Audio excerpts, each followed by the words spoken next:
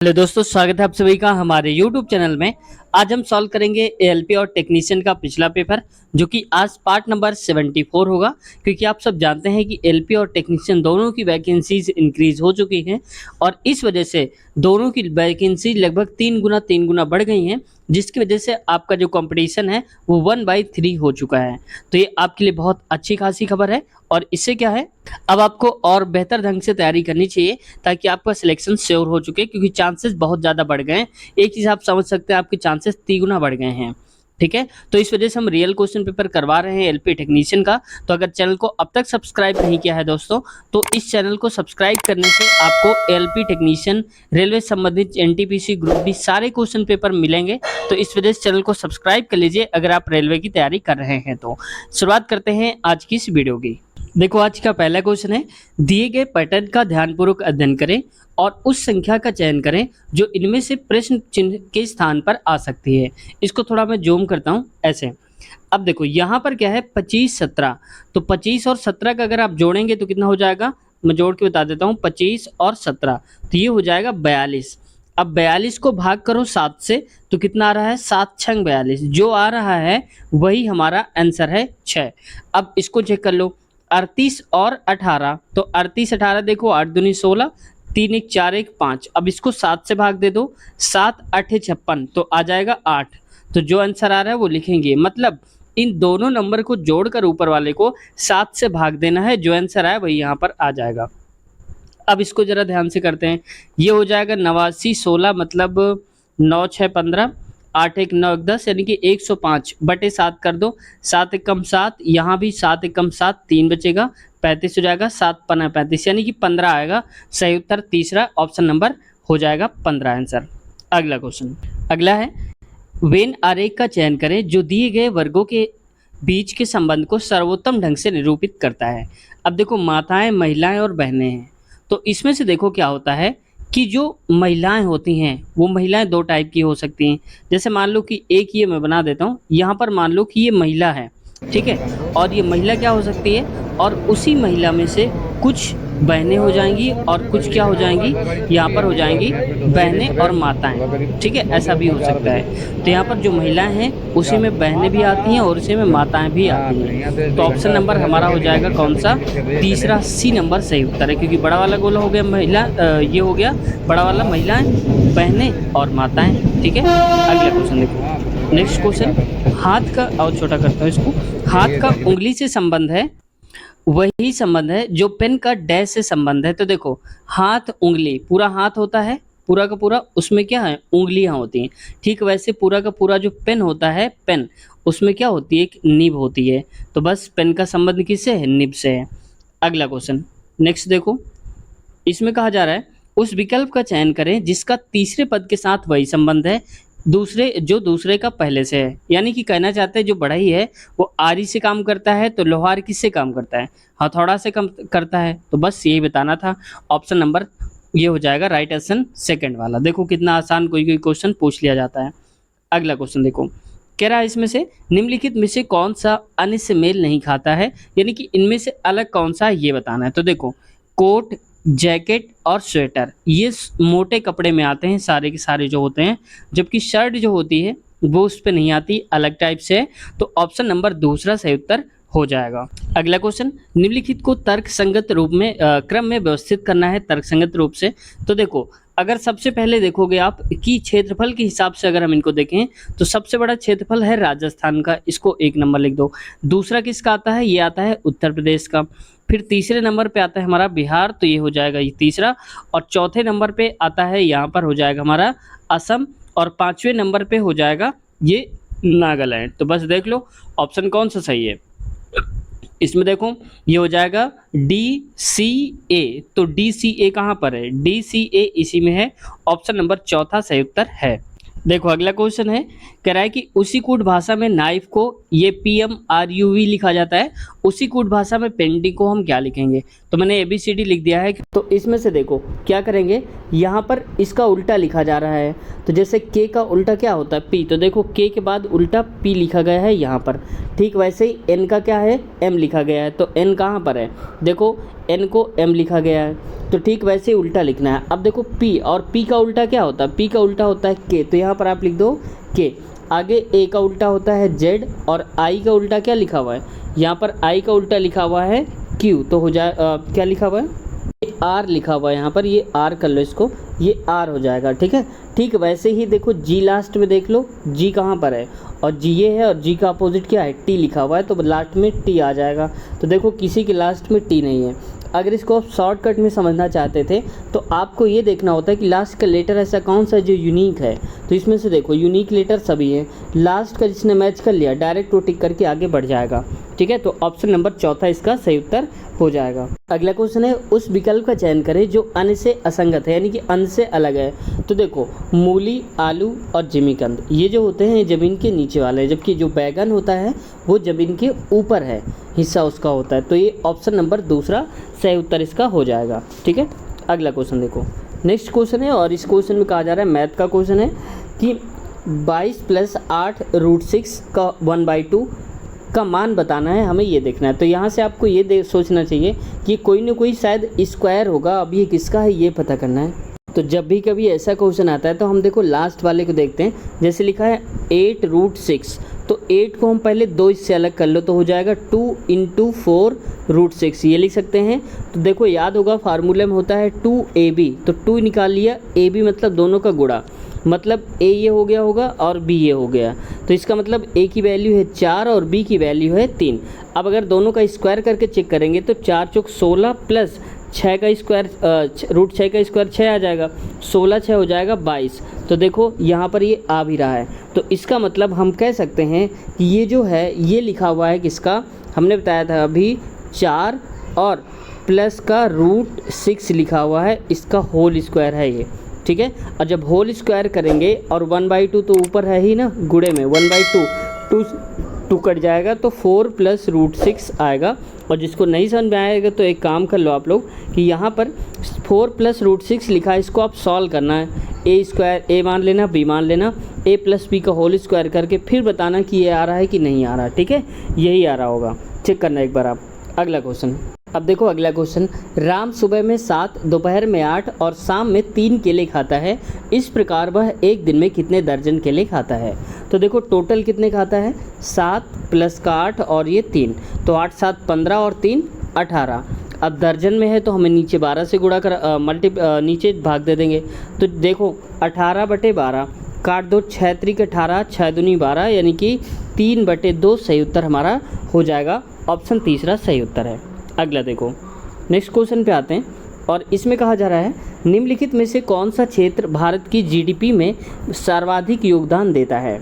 तो सबसे ज़्यादा जो योगदान है वो तृतीयक सेक्टर का है। अगर आपने देखा होगा पिछली वीडियोस में मैंने बताया भी है, तृतीयक सेक्टर, तृतीयक सेक्टर में क्या आते हैं, सेवा क्षेत्र आते हैं, जैसे बैंक हो गया, होटल हो गए, ये सारी चीज़ें आती हैं। ठीक है, जो सेवा के लिए बनाई गई हैं, मॉल हो गए, दुकानें हो गई, ये सारी कपड़े वाली, तो ये सब सेवा क्षेत्र में आती हैं। वहीं प्राथमिक सेक्टर में क्या आता है, प्राथमिक सेक्टर में आता है किसानी से संबंधित, यानी कि कृषि, पशुपालन, इनसे संबंधित, मुर्गी पालन, ये सब उसमें आता है। द्वितीयक सेक्टर में क्या आता है, द्वितीयक सेक्टर में आता है जहाँ पर उत्पाद किया जाता है, जैसे मान लो कि ये कोई अनाज है, मान लो गेहूं है, तो गेहूं को उत्पादन हुआ कृषि क्षेत्र में, जाएगा दूसरे क्षेत्र में फैक्ट्री में जहां पर माल तैयार किया जाता है, वो होता है द्वितीयक सेक्टर। जैसे मान लो वहाँ पर ब्रेड बन गया, ठीक है, तो ब्रेड बन रहा है, अब गेहूं से हमने ब्रेड बना दिया, तो बनाने का प्रोसेस जहाँ पर हो रहा है, उद्योग लगाए जा रहे हैं, वो द्वितीयक सेक्टर। अब वो जब जाएगा आगे चल के तो बिकने के लिए तो दुकानों में जाएगा, वो तृतीयक सेक्टर होता है। ठीक है, याद रखना। अगला क्वेश्चन देखो, अच्छा यहाँ पर देखो आपको जीडीपी जो है, जीडीपी का फुल फॉर्म बताना है आपको। देखते हैं आप में से कितने लोगों को सही जवाब पता है जीडीपी का फुल फॉर्म। अगला है, सूर्य का चक्कर लगाने वाले चट्टानों के छोटे छोटे टुकड़ों को क्या कहा जाता है। उसको उल्का पिंड के नाम से जानते हैं, यानी कि मेट्रॉइड्स से जानते हैं। ऑप्शन चौथा हो जाएगा, जो कि सूर्य के चारों तरफ, जैसे मान लो कि ये सूर्य है, ऐसे ऐसे करके वो चक्कर लगाते हैं, बहुत सारे होते हैं, इनको हम बोल देते हैं उल्का पिंड। ठीक है, अगला क्वेश्चन देखो, नेक्स्ट क्वेश्चन है, अगला क्वेश्चन देखो, इसमें कहा जा रहा है क्वेश्चन में, एक दुकानदार ने कुछ वस्तुएं 77 रुपये की प्रत्येक की दर से बेची, यानी कि हर एक वस्तु को 77 रुपये में बेच दिया और 40% का लाभ कमाया। यदि लाभ 6% हो तो प्रत्येक वस्तु का विक्रय मूल्य क्या होगा ये बताना है। तो देखो सबसे पहले ये देखो कि 40% का लाभ हुआ है, तो 40% को हम लिख सकते हैं 40/100 और 0 0 काट दो, 2 दूनी 4, 2 पंचे 10, यानी कि 2/5 लिख सकते हैं। अब चीज़ थी 5 रुपये की, 2 रुपये बढ़ा के बेच दिया तो 7 रुपये की बेचा होगा और नीचे 5, तो हमारे हिसाब से 7 रुपये की बेचा और यहाँ बेचा 77 को, तो 7 की वैल्यू 77 हो जाएगी, 1 की वैल्यू कितनी हो जाएगी 11, समझ गए। अब 1 की वैल्यू 11 तो खरीदी कितने की थी 5 रुपये की, तो 1 रुपये की वैल्यू 5, तो ऐसे कर लो 11 से गुणा, तो 55 रुपये की खरीदी थी, समझ जाओ एक हिसाब से। अब 55 रुपये की वस्तु है, इसको पहले मैं लिख देता हूँ, यहाँ पर 55 रुपये की वस्तु है। अब कह रहा है ये CP है, क्रय मूल्य है। अब कह रहा है 6% का लाभ लेना है, तो 6% को हम लिख सकते हैं 6/100, 2 3 6 और 2 पंचे 10 लिख सकते हैं काट के। 50 रुपये की चीज़ है, 3 रुपये लाभ लेना है, तो कितने की बेचना होगा 53 की और नीचे 50। अब हमारे हिसाब से CP 55 है, 50 है और यहाँ पर 55 है, यानी कि 50 की वैल्यू 55 है। मैं यहाँ लिख देता हूँ 50 की वैल्यू 55 है, तो हम कहेंगे 50 बराबर 55 हो जाएगा, तो 1 बराबर क्या हो जाएगा 55/50 और हम बेच कितने की रहे 53 की, तो गुणे 53 कर दो, 53 कर दो ऐसे करके, ठीक है। मैं इसको और थोड़ा सा साफ लिख देता हूँ ताकि समझ में आ जाए। 55 50 और इधर आ जाएगा 53, ठीक है। अब इसको आप काट दो, 5 एकम 5, 5 एकम 5 और 5 एकम ये आ जाएगा यहाँ पर 0, बचेगा हमारे पास 53 गुणे में 11 और बटे में 10, इसका मल्टीप्लाई करा लो, 11 3 33, 11 5 55, 3 58 हो जाएगा और ये 0 हटेगा तो यहाँ पर आ जाएगा ये 0, आप लगा दो इधर, कोई बड़ी बात नहीं है। तो 58.30 आ जाएगा प्रत्येक वस्तु की कीमत जो होगी। तो देख लो ऑप्शन नंबर चौथा ही सही उत्तर हमारा हो जाएगा। अगला क्वेश्चन, इंसेक्ट्स ब्रीथ थ्रू, यानी कि जो इंसेक्ट छोटे हैं कीड़े मकोड़े, वो सांस किससे लेते हैं, तो स्पाइरेकल्स के माध्यम से सांस लेते हैं। ऑप्शन हो जाएगा इसका चौथा सही उत्तर है।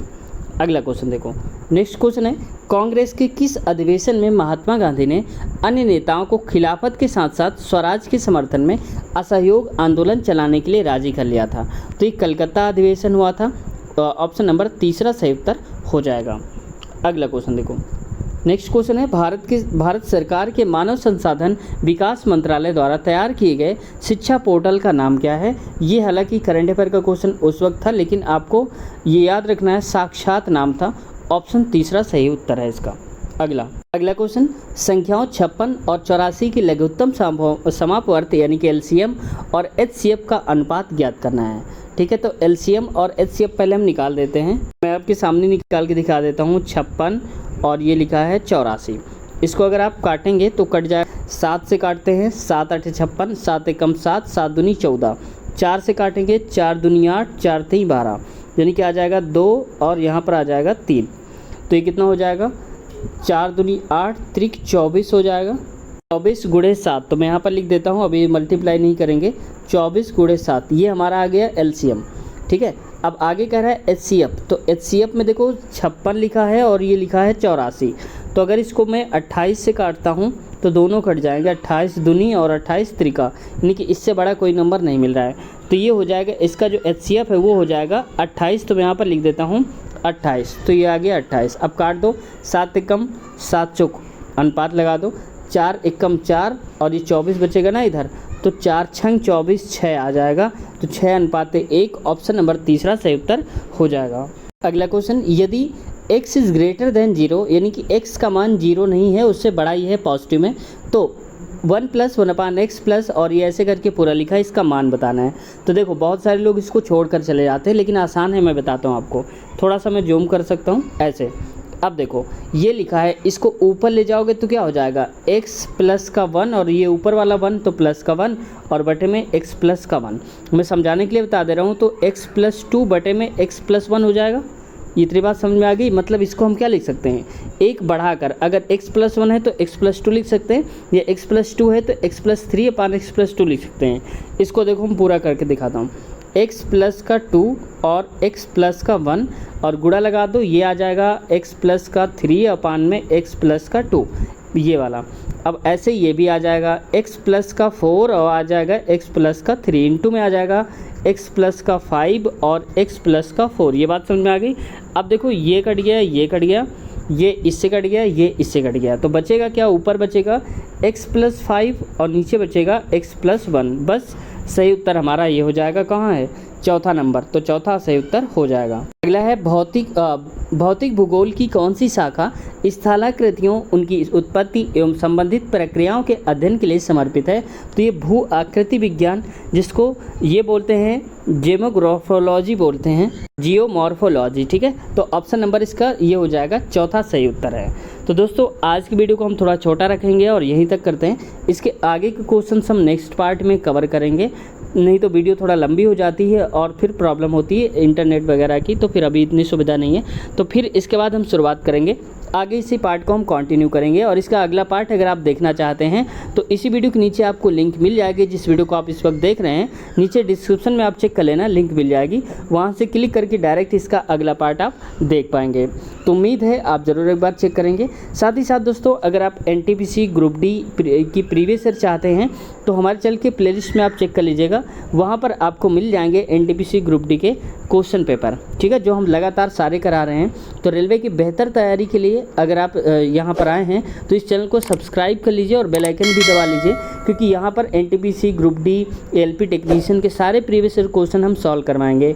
तो उम्मीद है आप ज़रूर सब्सक्राइब करेंगे और सब्सक्राइब कर भी लिया होगा। तो मिलते हैं नए वीडियो में, अपना ख्याल रखिए, पढ़ाई जारी रखिए, टेक केयर, बाय बाय।